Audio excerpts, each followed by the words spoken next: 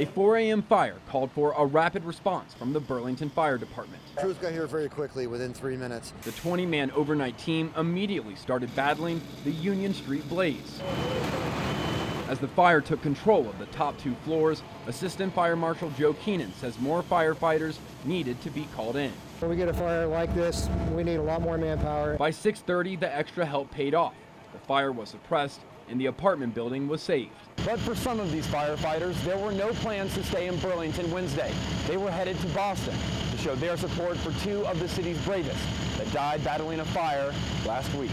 We met at 3 o'clock this morning at Central Fire Station, and 7 of us were headed to Boston to attend the funeral of Lieutenant Walsh. We made it as far as Waterbury when we got the call back on the second alarm. The crew from Burlington turned around to do their job, the same work that killed Lieutenant Ed Walsh and firefighter Michael Kennedy in Back Bay, Boston. It's very close to home. You know, the guys in Boston, we have ties between Burlington and Boston. Some of our members know members within that firehouse. The ties among Vermont stations are strong too. When Burlington got the call, stations in surrounding towns staffed up to act as backup. Other stations also sent firefighters to Boston. 3 from Burlington ended up making it. The rest send their support. In Boston, they know why they had to stay behind. We've got a responsibility to the city and to our members here. As I say, we did have some go down for representing, but there'll be thousands of other firefighters down there to commemorate their heroism. In Burlington, David Hodges, Fox 44 News. At the Burlington Coast Guard Station, you drop everything and get going when the call for an ice rescue comes in. That is top priority. We stop everything. Nicholas McGowan is boatswain mate second class with the Coast Guard. And go to the ice shelf and just kind of hang on the ice shelf like this. On this day, he supervised an ice rescue training exercise. Right. Burlington is the only Coast Guard station from Maine to New Jersey that has an ice rescue team. Sir, with the United States Coast Guard, I'm here to rescue you. And this time of year, they need to stay sharp. We start thinking about ice conditions. We start thinking about the thickness, how it's going to perform throughout the day and throughout the season. We'll go over some criticalities, supervision. Before an ice rescue, team leader Mark Zwick performs a safety check. All right, so we're in the green. We're good to go. The approach, the execution, and the extraction are all done according to protocol and with exact precision. You always fall back on your training. Adrenaline is definitely there when you go out. The most important thing for these guys is the gear they wear. Right now, Chris has on a SAR vest. This is full of equipment that he can use, such as a knife, smoke, and in this pocket right here, we even have a strobe light that makes it easier for people to see him from a distance. Now, underneath the SAR vest, we have the life jacket. This is the most important gear. It helps save the most lives. And underneath that, there are 3 more layers that help keep him dry and warm. Altogether, that's $1,500, and it's an investment to help save lives. We're going to get to you as quickly as we can, safely, and then we're going to ensure that you make it back home tonight. If you're one of the many trying to get your hands on an ice-cold heady topper, get in line, literally. It is crazy. I thought I would be the first one here. With lines winding all the way through the Winooski beverage and people waiting for more than an hour, you most likely have to know exactly when the beer is being delivered. I gave a call this morning. Eli Friedman Hyman was lucky this Tuesday morning, showing up right on time. So I knew they were getting it on Tuesday, but I wasn't sure what time it was going to arrive. With demand like this, I had to know what's behind this growing craze. Meet Mateo. He's the guy you'll see driving the heady topper truck. Thank you guys. See y'all next week. So I asked to ride along with him to see just how crazy the heady topper following really is. It's been an insane phenomenon. Mateo has been working for Alchemist owners John and Jen Kimmick for nearly 5 years, even before the pub was washed away in Irene. And earlier this year, when the Kimmicks offered to bring him back on board, it was an easy decision. There was no other answer besides yes. I mean, anybody that knows John and Jen know that if they ask you for a job, it's an honor and a privilege to work for them. Each week, he delivers around 1,000 cases of heady topper.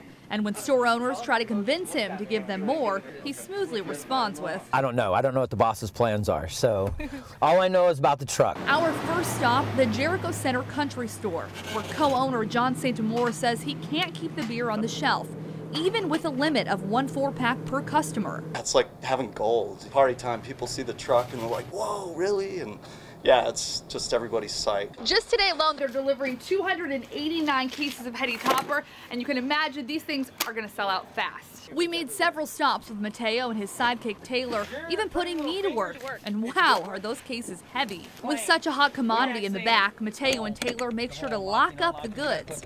So I had to ask him, what is it about Heady Topper that has people going crazy? I think there's more people that understand beer, kind of like a wine. People are starting to understand that beer is like a wine. He says hops is an acquired taste, and it seems to be sticking with consumers. You know, it's not just how big, but it's how fast that we got so big. And while the popularity grows, Mateo is just thankful to be along for the ride. Very lucky to be a part of this team. Very lucky to be a part of this growing phenomenon.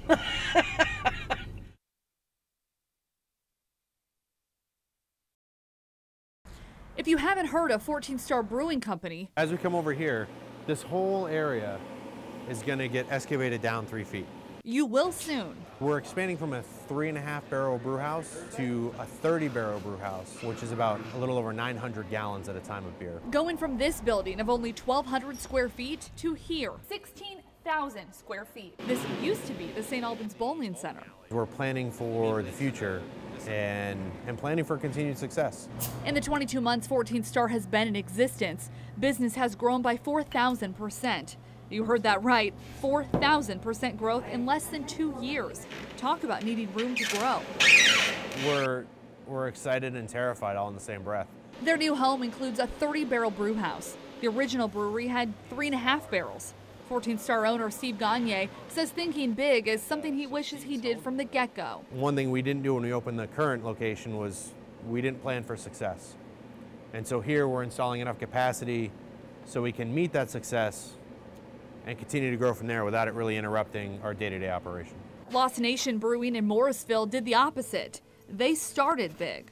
We know the growth in the craft beer market, so we wanted to be prepared instead of getting caught like having to expand, brew and expand. The brewery opened in June of 2013, a 6,000 square foot building on the outskirts of town. Soon, Route 100 will take traffic right past Lost Nation's front door. And yet another brewer, Citizen Cider, is moving from its old stomping grounds of 3,000 square feet in Essex to a new spot here in Burlington. We're going to be, when all this is said and done, we'll be at around 18,000 square feet. And while every brewery has its own plan to succeed, will they? Well, if I could predict when the industry would bust, I could make a lot of money. Dr. Mark Law is a professor of economics at UVM. I asked him to explain supply and demand when it comes to craft breweries. Once people figure out that they've reached, there's no more room in the market, people will stop entering, some firms will exit, and that's just how every industry operates. So let's take a look at how fast the Vermont beer industry has grown in the past 2 decades. The Vermont Brewers Association began in 1995 with just 8 breweries. Flash forward to 2014, there are 35 in the state.